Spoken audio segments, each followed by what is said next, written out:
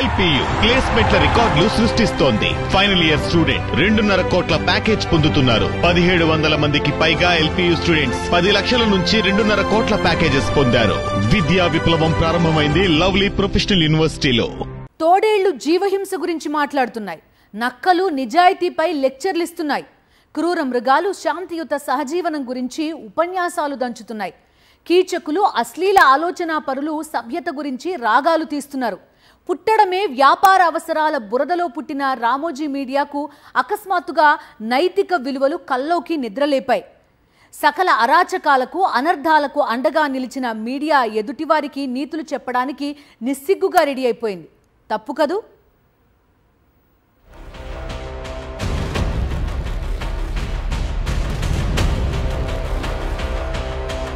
అశుద్ధం రంగు మీడియాకు హఠాత్తుగా విలువలు గుర్తుకొచ్చాయి.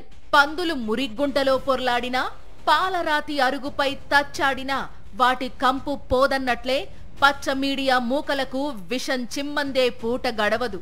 పచ్చళ్ల వ్యాపారంతో మొదలై పార్ట్నర్లను ముంచి చిట్ ఫండ్ వ్యాపారాన్ని పెట్టి ఫైనాన్షియర్ ముసుగులో ఆర్థిక నేరానికి పాల్పడి న్యాయరంగ నిపుణులు అక్షింతలు వేసినా తామేదో పులుకడిగిన ముత్యంలా పూనకం వచ్చినట్లు ఊగిపోతోంది. తమ చెప్పు చేతల్లో లేరని ఎన్టీఆర్ను గద్దె దింపేందుకు చంద్రబాబుకు వెన్నుపోటులో సహకరించిన పచ్చ మీడియా ఎన్టీఆర్ పైనే కాదు, ఆయన సతీమణి లక్ష్మీపార్వతి పైన అసభ్య పదజాలంతో అశ్లీల ప్రచారం చేసిన మురికి చరిత్ర దాని సొంతం. తాము అల్లారు ముద్దుగా పెంచుకొచ్చిన చంద్రబాబు నాయుడు మహిళలను కించపరిచేలా ఎన్ని వ్యాఖ్యలు చేసినా కళ్లకద్దుకున్న కబోది మీడియా ఎల్లో మీడియా. కోడలు మగబిడ్డను కంటానంటే అత్త వద్దంటుందా అని ముఖ్యమంత్రి హోదాలో ఉన్న చంద్రబాబు వెకిలి వ్యాఖ్య చేస్తే ఆడవాళ్ల గౌరవం గుర్తుకు రాలేదు పచ్చ మీడియాకి.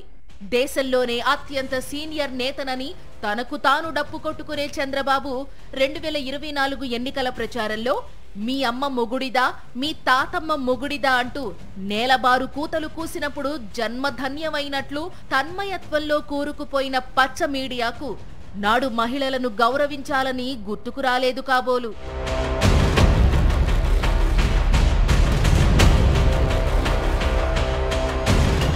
చంద్రబాబు వియ్యంకుడు, పచ్చ మీడియా గారాల నేత నందమూరి బాలకృష్ణ అమ్మాయిని చూస్తే ముద్దైనా పెట్టాలి, లేదంటే కడుపైనా చెయ్యాలి అని బండ బూతు భాషలో నిస్సిగ్గు కూత కూసినప్పుడు మహిళలు కాని వారి గౌరవం కాని పచ్చ మీడియాకు గుర్తుకు రాలేదు.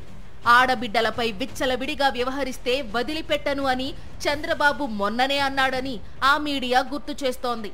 ఆడబిడ్డ అయిన తహసీల్దార్ వరజాక్షిపై టీడీపీ ఎమ్మెల్యే చింతమనేని అనుచరులు బండ బూతులు తిట్టి వీరంగం చేస్తే చంద్రబాబు ఎందుకు వదిలిపెట్టారు? ఆడబిడ్డలపై నీచ భాష ప్రయోగించిన తన బావయ్య బాలయ్యను ఎందుకు వదిలిపెట్టారు?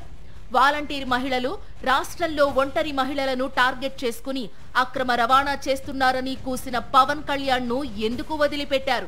మహిళలపై అవాకులు చవాకులు పేలిన వారిని కట్టడి చేయకపోతే కూటమికి అప్పగించిన అధికారానికి అర్థం లేదని కూస్తోన్న పచ్చ మీడియా మూకలు బాబు హయాంలో జరిగిన నైత్యాలపై ఏం చర్యలు తీసుకున్నారో చెప్పాలి కదా. నిజమే, కనకంబు సింహాసనమున సునకంబును కూర్చోబెట్టరాదు. ఈ వాస్తవాన్ని, జర్నలిజాన్ని తమ వ్యాపార ప్రయోజనాల కోసం, రాజకీయ అవసరాల కోసం తాకట్టు పెట్టిన రోజున రామోజీ మీడియా గ్రహించి ఉంటే సమస్యే ఉండేది కాదు కదా. పచ్చమందలోని మరో మీడియా డిబేట్లో కుళ్ళుకూతల సాంబా సినీ పరిశ్రమలోని మహిళల గురించి రాయలేని భాషలో టాయిలెట్ కూతలు కూస్తే నాడు ముఖ్యమంత్రిగా ఉన్న చంద్రబాబు నాయుడు ఆ కీచక నీచక యాంకర్ను ఎందుకు అరెస్టు చేయించలేదు? ఆ మూర్ఖుడి భాషపై నీతులు వల్లించే రామోజీ మీడియా ఎందుకు మౌనంగా ఉండి ఎంజాయ్ చేసింది?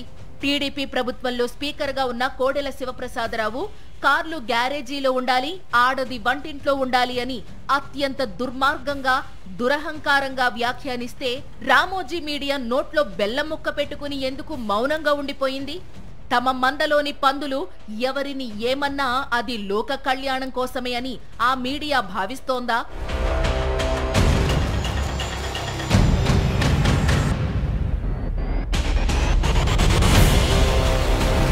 తాము అవతార పురుషుడిగా కీర్తించే చంద్రబాబు నాయుడి కనుసన్నల్లోని ఐటీడీపీ ఎందరో మహిళా నాయకురాళ్లు, సెలబ్రిటీలపై కీచక కూతలు కూస్తోన్నప్పుడు చంద్రబాబు నాయుడు ఏ బొరియలో నిద్రపోయారో పచ్చ మీడియా చెప్పాలి కదా. విశాఖలో టీడీపీ నేత ఓ బాలికపై అత్యాచారం చేస్తే టీడీపీ పేరు దాచేసి ఓ వ్యాపారి అంటూ కవర్ చేసిన మీడియా కూడా నీతులు మాట్లాడితే పందులు కూడా సిగ్గుపడతాయి.